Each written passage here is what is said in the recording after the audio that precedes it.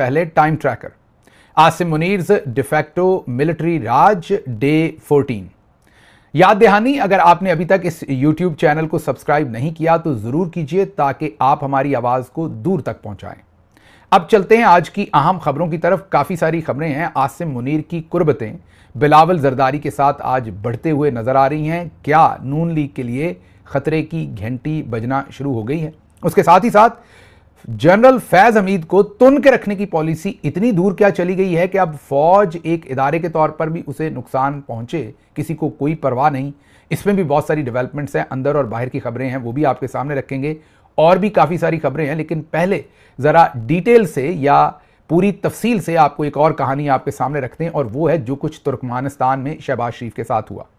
कल हमने, बल्कि आज सुबह के व्लॉग में वो खबर की थी जिसमें शहबाज शरीफ बैठे नोज पिकिंग कर रहे थे। बेचारे कमरा था जिसमें झंडे लगे हुए थे पाकिस्तान और रशिया के। शहबाज शरीफ बैठे इंतजार करते रहे, पुतिन नहीं आया। उसके बाद उन्होंने गेट क्रैश किया और ऐसी मीटिंग में चले गए जहां पुतिन और अर्दोगान थे।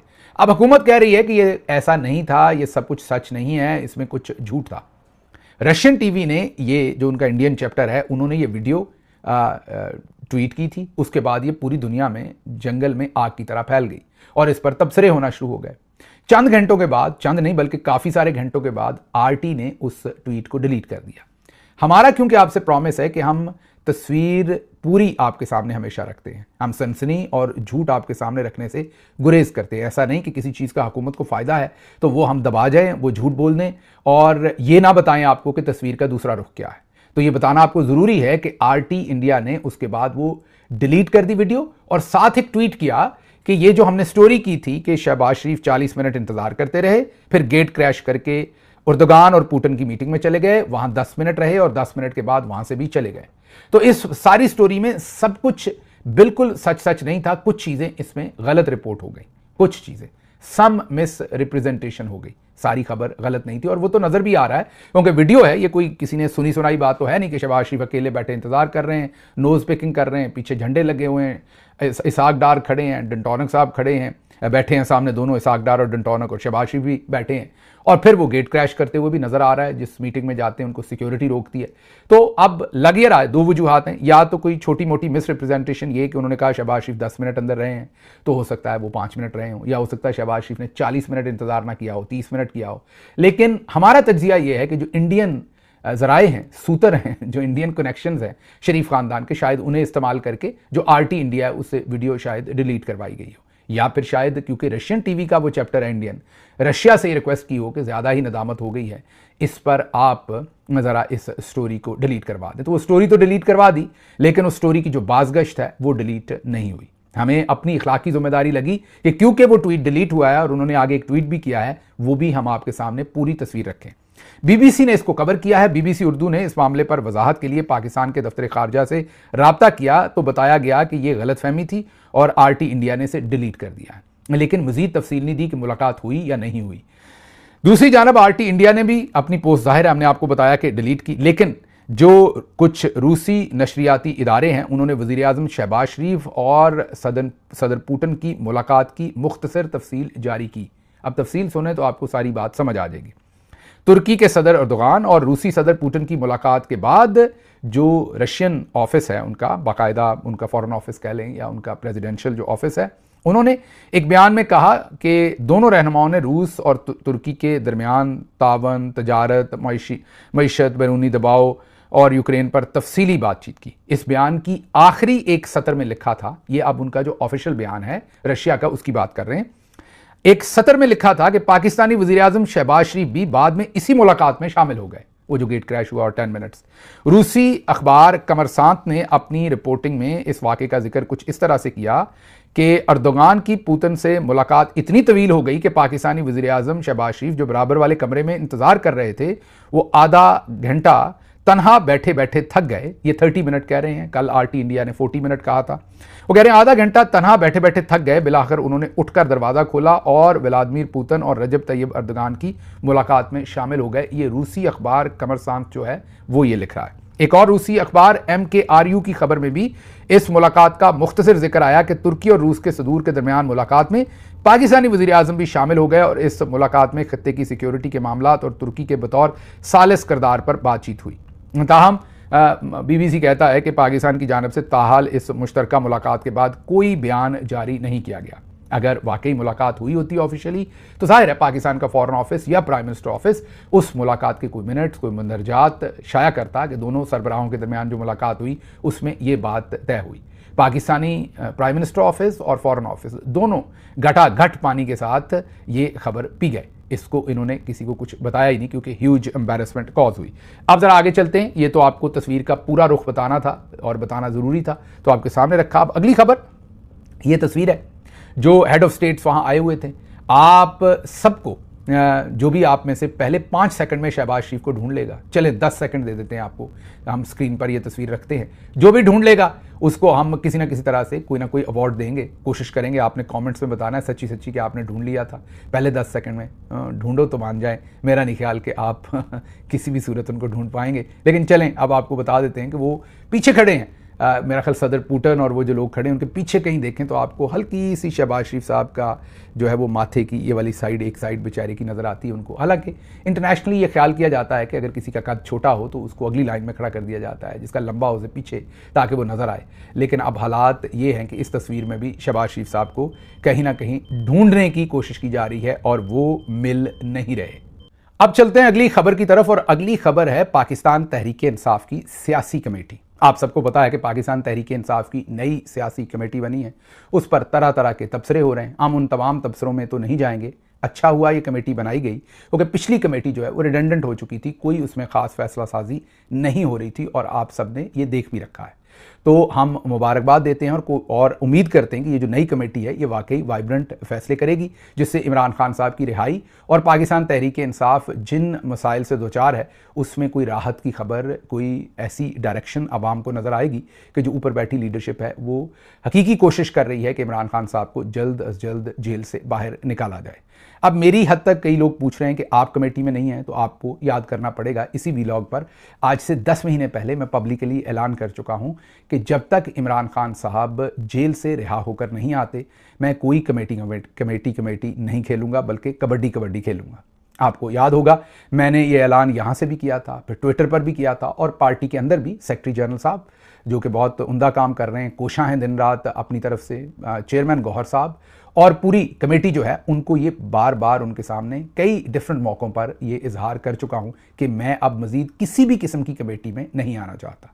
तो इसलिए जो दोस्त मेरे से रिलेटेड सवाल पूछते थे उनको ये याद रहे कि ये मेरी पोजीशन है जो मैंने आज से 10 महीने पहले ली थी। इसलिए मेरा कोई इस्तेहकाक नहीं है कि मैं मज़ीद किसी कमेटी में हूँ या नहीं हूँ, क्योंकि जैसे ही मैं किसी कमेटी में जाता हूँ तो तबसरा करने से हाथ पाँव बंध जाते हैं। तनकीद करना तो दूर की बात है, अमूमी तबसरा करने की भी गुंजाइश नहीं रह जाती, क्योंकि मैं उस कमेटी का मेंबर होता हूं।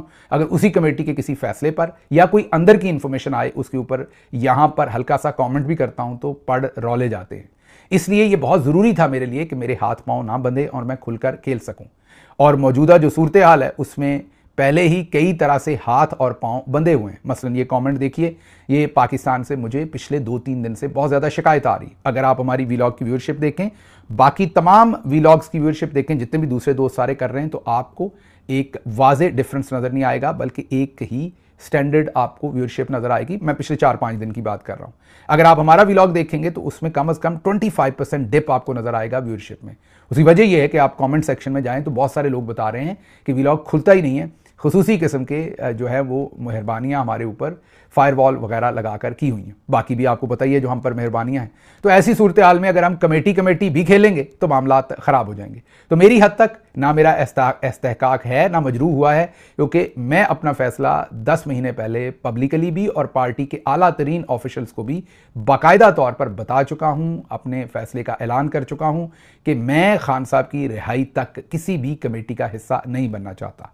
अगर मुझे नहीं बनाया जाएगा तो मेरा कोई इस्तेहकाक मजरू नहीं हो रहा, बनाया जाएगा तो मैं पेश की माजरत करूंगा। अब चलते हैं जरा अगली खबर की तरफ, जो है जनरल फैज हमीद साहब की खबर, जो कि बहुत ही अब इंटरेस्टिंग होती जा रही है। ये तो मैं आपको पहले बता चुका कि बड़े बड़े तोहफे उनसे फैज़याब हुए, लेकिन आज वही सारे उनका गला काटने में पेश है। अब पाकिस्तानी मीडिया को यह डायरेक्शन दी गई है कि फैज को तुन के रखें।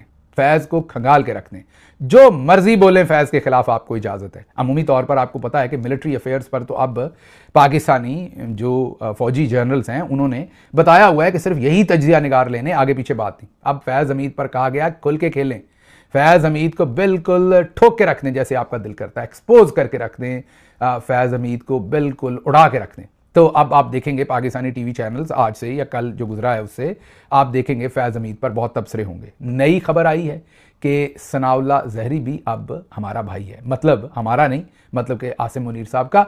उन्होंने अब सनाउल्लाह ज़हरी साहब जो चीफ मिनिस्टर रहे साबिका, उन्होंने कहा है कि मेरी गवर्नमेंट, सनाउल्लाह साहब ने कहा हमारी गवर्नमेंट जो बलूचिस्तान में है वो जनरल फैज़ हमीद ने गिराई थी और उसमें बाजवा भी शामिल था, उन्होंने कहा है। मतलब ये कि अब बाजवा साहब के कोर्ट मार्शल के लिए भी आवाज़ें उठ रही हैं। अब मसला ये है कि अगर ये हुकूमत उस वक्त गिरी थी तो ये उसी वक्त बताना चाहिए था फैज़ साहब थे, लेकिन चले मान लिया उस वक्त वो इक़्तिदार में थे, आपको डर था, तो बड़ी अच्छी बात है। फिर ये 2-2.5 साल सनाउल्लाह ज़हरी साहब उनका चलता रहा कोर्ट मार्शल, इसमें आपको भी ये बयान देना चाहिए था ताकि बाजवा साहब का भी साथ ही कोर्ट मार्शल हो जाता। उसके साथ साथ अबसार आलम साहब ने नया इकट्ठा खोल दिया है। उन्होंने कहा कि अली रज़ा आबदी साहब का जो कत्ल MQM के उसमें फैज़ हमीद साहब की इन्वॉल्वमेंट है। उसके साथ साथ अरशद शरीफ शहीद के कत्ल में भी फैज़ हमीद साहब पर वो भी डालने की पूरी तौर पर बयानिया जो है वो बना दिया गया है। फिर मास्टर टाइल्स वालों के ख़त का जिक्र है या ख़बर का जिक्र है कि आसिम मुनीर साहब के खिलाफ मास्टर टाइल्स वालों से गुजरांवाला में एक बयान दिलवाया गया, ख़त लिखवाया गया कि आसिम मुनीर साहब ने उनसे इतने करोड़ों की रिश्वत मांगी है। ये भी सब कुछ ये मेतला साहब ने खबर दी है। मेतला साहब कहते हैं कि ये भी फैज़ हमीद ने करवाया था। फिर अंसार अब्बासी साहब ने तो काम चुक ही दिया, उन्होंने तो इस बात का भी ख्याल नहीं रखा, टेबल स्टोरी करते हैं, जाहिर है उनसे किसी मेजर ने किसी कर्नल ने करवाई होगी, लेकिन ये भी नहीं सोच रहे कि इससे इदारे की इमेज पर क्या असर डाल रहे हैं। लेकिन आप अच्छा कर रहे हैं, अच्छा कर रहे हैं, मैं ये कहूँगा कि अच्छा कर रहे हैं, टेबल स्टोरीज करके अपने आप को भी एक्सपोज कर रहे हैं और जो आपसे ये स्टोरीज करवा रहे हैं उनका जहन कितना है उनको भी एक्सपोज करवा रहे हैं। अंसार अब्बासी साहब ने नई स्टोरी ये की है कि फैज़ हमीद जाते जाते घर ISI की सीक्रेट वो फाइलें भी ले गए जो उनके पास नहीं होनी चाहिए थी। माशाल्लाह, इसका मतलब है कि ISI में कोई चेक एंड बैलेंस नहीं है, आप ये बताना चाह रहे हैं। ISI कोई ऐसा मरबूत इदारा नहीं है जिसमें कोई जाते हुए सीक्रेट फाइलें साथ ले गया, ISI को पता ही नहीं चला, किसी ने रोका ही नहीं, कुछ हुआ ही नहीं, हैंडिंग ओवर टेकिंग ओवर थी नहीं। ऐसे डॉक्यूमेंट अंसार अब्बासी ने स्टोरी की बड़ी लंबी चौड़ी, जाहिर है ये टेबल स्टोरीज करते हैं मेरे ख्याल में ऐसी, तो उसमें उन्होंने कहा कि बड़े सीक्रेट डॉक्यूमेंट जो फैज़ हमीद के पास नहीं होने चाहिए थे वो डॉक्यूमेंट वो घर ले गए और ये तो बहुत ज़्यादा सीक्रेट एक्ट की खिलाफ वर्जी हो गई और ये हो गया और वो हो गया। ये सोचे बगैर कि इससे फौज इदारे के तौर पर, ISI इदारे के तौर पर आप उसकी कितनी मौकरी कर रहे हैं, उसका कितना आप नुकसान कर रहे हैं, उसके इमेज को कितना तबाह कर रहे हैं। लेकिन घर के चिराग को, जब घर को आग लग गई घर के चिराग से, तो फिर आप क्या कहें। अब खुद ही जब कर्नल और मेजर और ये सूबेदार अबसार अपना अंसार अब्बासी से ऐसी स्टोरियां करवाएंगे तो फिर कल को ये कहेंगे कि ISI को सीरियस लें और उसके अंदर सारे चीज़ें बड़ी मुरवजा हैं, तो कौन सीरियस लेगा आपको। असल स्टोरीज जो हैं, जो फैज़ हमीद ने असल काम किए हुए हैं, उनकी तरफ तवज्जो नहीं देते कि नवाज शरीफ के प्लेटलेट्स कैसे कम हुए थे। और अपने फैसल बॉडा तो कहते थे कि कुत्ते का गोश्त मैंने तो कभी नहीं ये कहा, ना मैं कहूँगा किसी भी सियासी मुखालिफ के बारे में। ये फैसल बॉडा साहब ने कहा था कि फलां के कुत्ते का खून जो है, पता नहीं मेरे कुत्ते का कि पता नहीं किसके कुत्ते के खून से प्लेटलेट्स की रिपोर्ट बनाई गई थी। और ये कभी नहीं बताया गया कि सलमान शहबाज को, हालांकि ये सब अखबारों ने खबर लगाई हुई है कि फैज़ हमीद साहब ने बाहर निकाला था शहबाज शरीफ के बेटे। इस जुर्म के ऊपर कोई बात नहीं करता कि वो जो TT वाला केस था, जो मनी लॉन्ड्रिंग का, उसको फैज़ हमीद साहब ने कैसे ख़त्म करवाया जो शहबाज शरीफ का था। तो असल में तो एक ज़ाहिर है अंदरूनी लड़ाई थी आसिम मुनीर साहब की और फैज़ हमीद साहब की। दोनों जर्नल्स हैं, अक्सर जर्नल्स के अंदर अंदरूनी लड़ाई होती है जो फौजी मामलात को समझते हैं। जैसे ब्यूरोक्रेट्स के ग्रुप्स होते हैं और अंदरूनी लड़ाई होती है, सियासतदानों के होते हैं, पार्टियों में नहीं सुनते।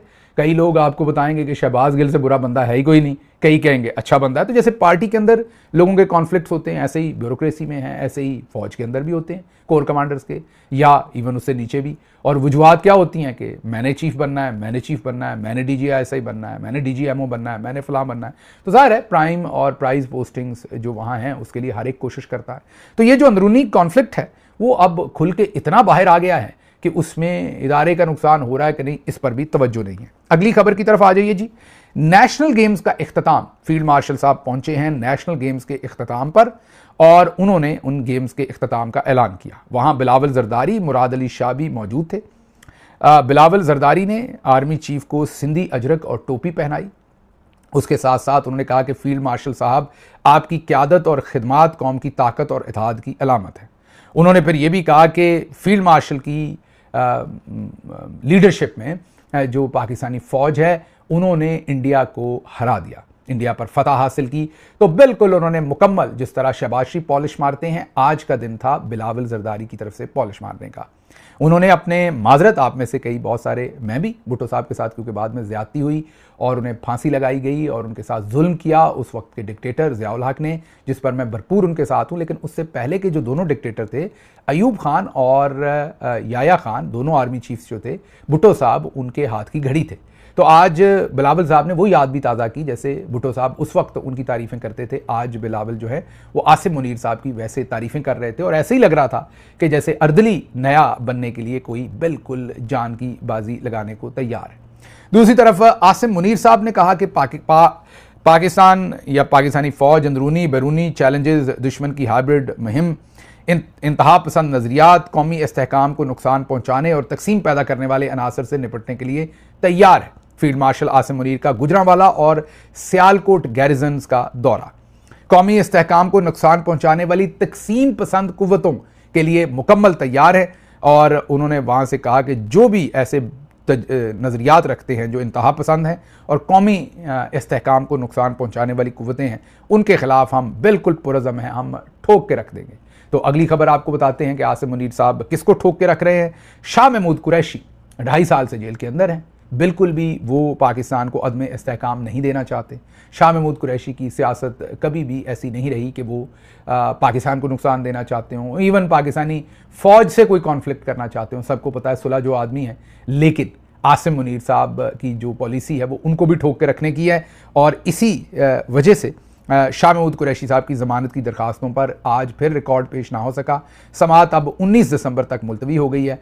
2.5 साल से जब भी ज़मानत की दरखास्त लगती है तो रिकॉर्ड गायब होता है। अदालतें हर पेशी पर खामोशी से अगली तारीख दे देती हैं। और शाह महमूद कुरैशी, जो मैंने बार बार आपको बताया कि एक बिल्कुल साफ सुथरे सियासतदान है, करप्शन का कोई दाग नहीं है, सुलह जो हैं कोई उनकी तरफ से कोई ऐसा एग्रेसिव बयान भी नहीं है, उसके बावजूद क्योंकि सिर्फ वो इमरान खान के साथ खड़े हैं तो आसिम मुनीर साहब उनको तुन के रखने की पॉलिसी के ऊपर गामजन है। तो आप यहाँ से खुद समझ लीजिए कि कोई तफरीक नहीं है किसी में भी, सिर्फ मामला अपने अपने मुफादात का है, क्योंकि मुफादात जहाँ जुड़े हैं वहाँ तुन के रखने की पॉलिसी है। डॉक्टर यास्मीन राशिद साहबा शदीद बीमार हैं। उनके बारे में पता चला है कि शायद अपने कपड़े भी खुद तब्दील नहीं कर सकती, बहुत शदीद बीमार हैं। उनके लिए भी मेरी एक्सपेक्टेशन होगी कि आप आवाज़ उठाएंगे।